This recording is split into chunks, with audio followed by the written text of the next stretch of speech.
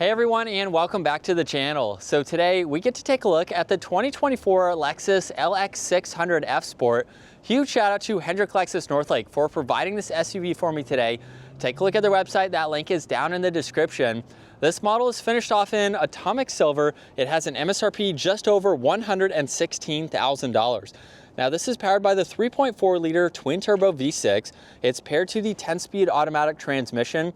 It pumps out 409 horsepower, 479 pound-feet of torque. That power is sent through the full-time all-wheel drive system, propelling this 5,600-pound SUV from 0 to 60 in around 6 seconds. It has a top speed of 130 miles an hour. It also has a fuel capacity of 21.1 gallons. You'll expect to see around 17 miles per gallon in the city, 22 out on the highway. This also has a wheelbase of 112.2 inches. Its overall length is 200.2. It has a width of 78.3, a height of 74.6, and its ground clearance, minimum ground clearance, measures in at 8.3 inches. Now we pretty much have a fully loaded LX600, so we have a lot to go over. Starting up front, you'll notice the massive Lexus badge, which is also the sensor. There's a camera just underneath that and a very large hourglass design for that grille. Now there's no distinctive surround for it, but we do have some body colored as well as the gloss black to distinguish it from the sides. Now this also has LEDs for the headlights, DRLs, and turn signals with a really great look to them and a dark housing. There's also sensors in the lower section as well as fog lights tucked away in the lower section as well. And then you'll notice the bulges on both sides of the hood just to add to that sporty look.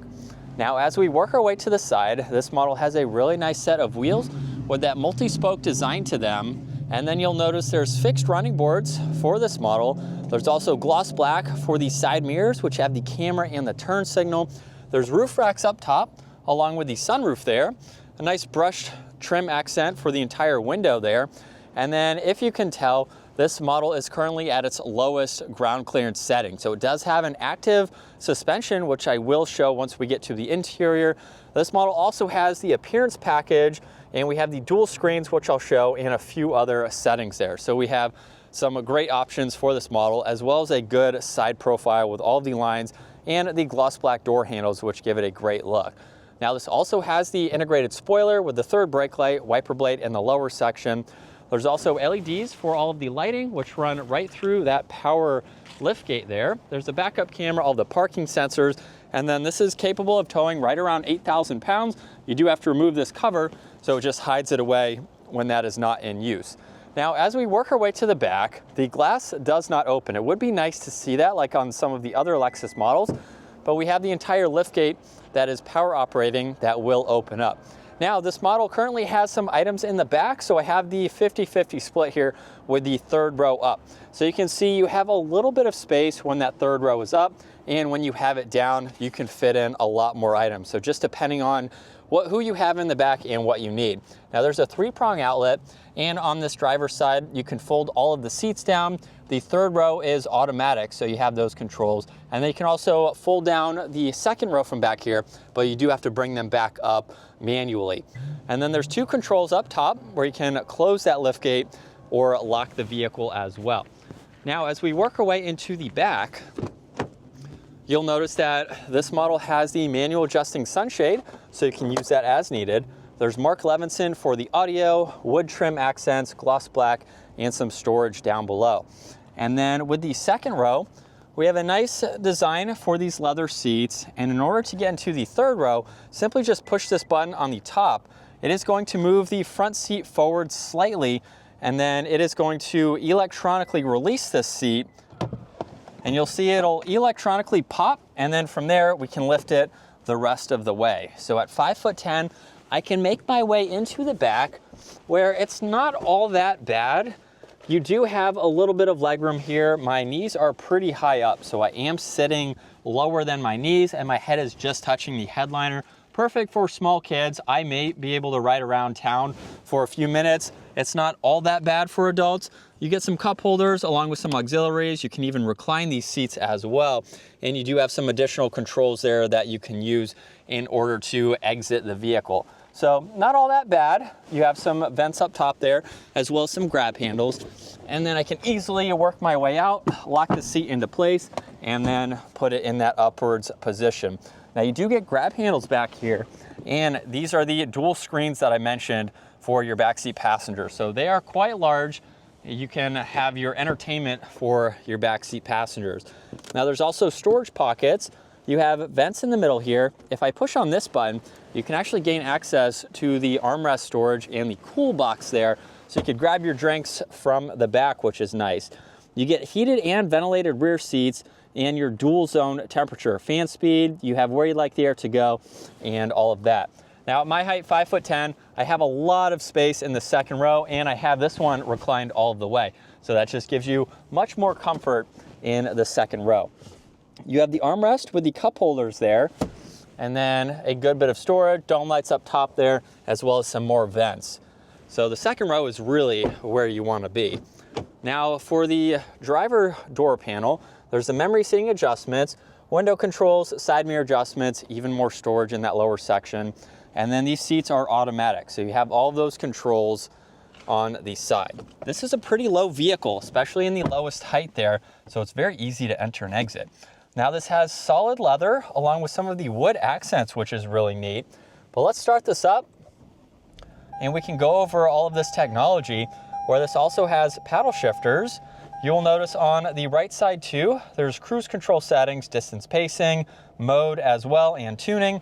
On this left side, there's music, voice commands, and then using these arrows on the left side, you can actually go through quite a lot.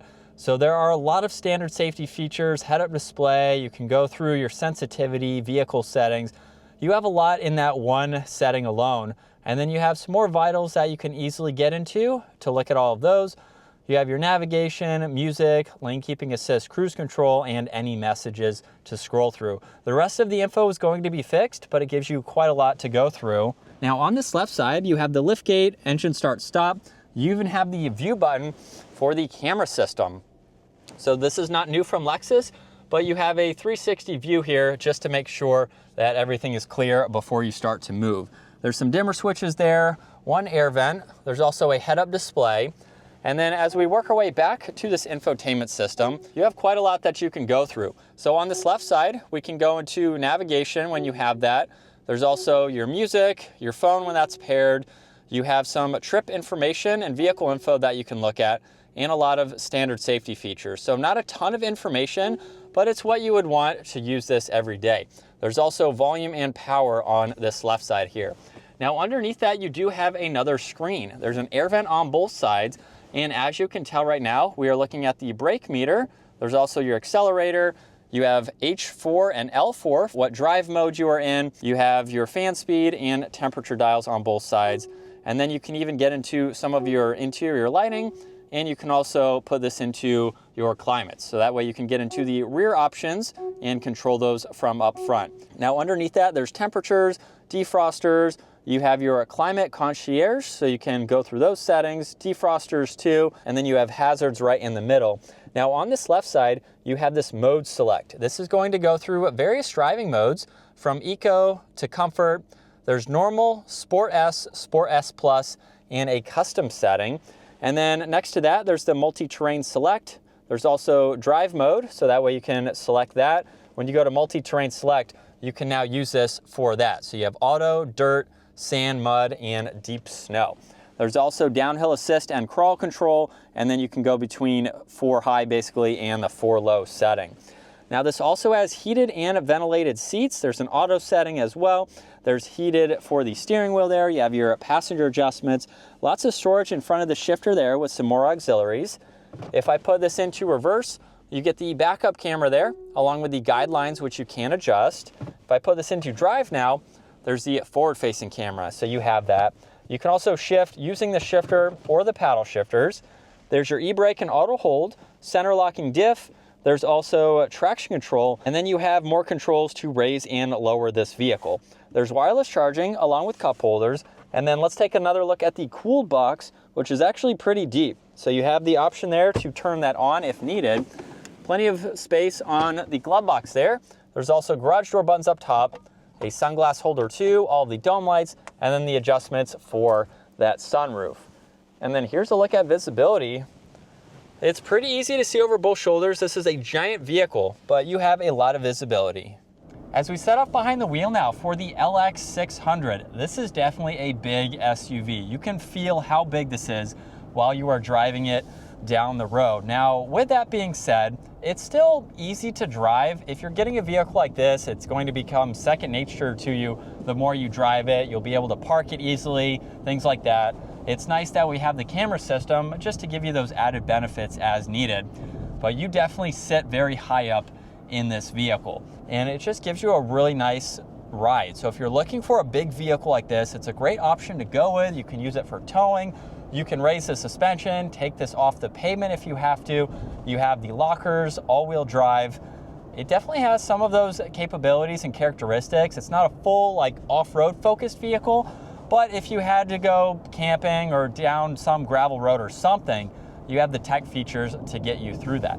For the 99% of the time this is on pavement, it's a really nice ride. So with that adaptive suspension, it's going to give you a smooth driving vehicle. It's also very comfortable and quiet too. Now, I like this seating position. Like I said, you sit very high up, so I can see the entire hood, which gives you that much more visibility. And it's just super comfortable. I like the arm position that you have on the left side here, and then on your right side, you can definitely get dialed in to this. Now, as far as the technology for this goes, this is a six-figure SUV. We don't have a crazy amount of technology, but I know a lot of people, including myself, you like having a minimal amount, but getting everything that you need to. And that's what you get in this Lexus model. So you don't have to worry about not having too much technology and not having enough or more than needed. So I think it's a good blend in that aspect as well. But let's pop this into the manual setting now.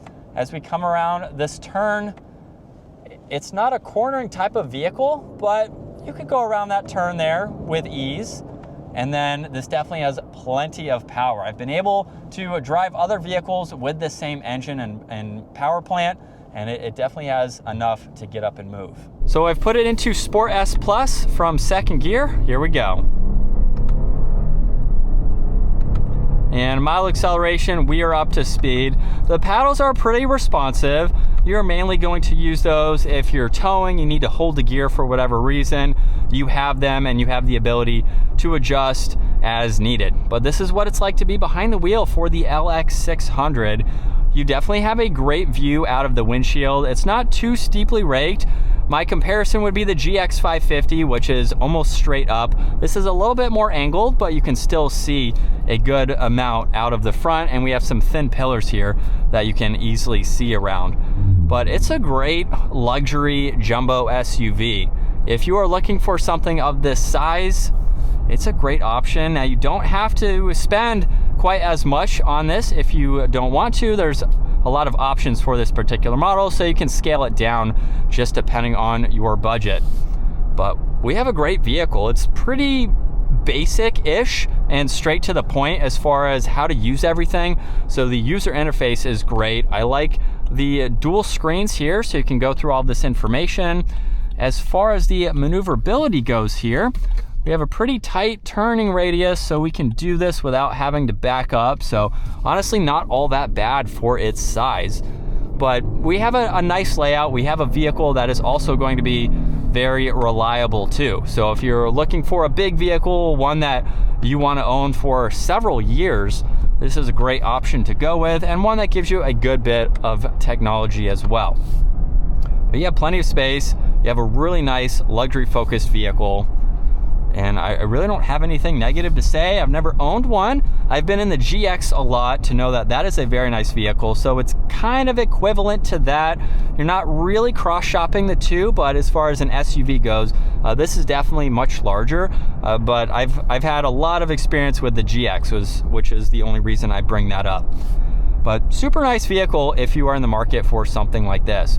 That is going to wrap it up for the 2024 Lexus LX600 F Sport. Once again, a huge shout out to Hendrick Lexus Northlake for providing this for me today. Take a look at their website, give this video a huge thumbs up, and consider smashing that subscribe button so you can stay up to date with our daily uploads. I will see you all in the next video.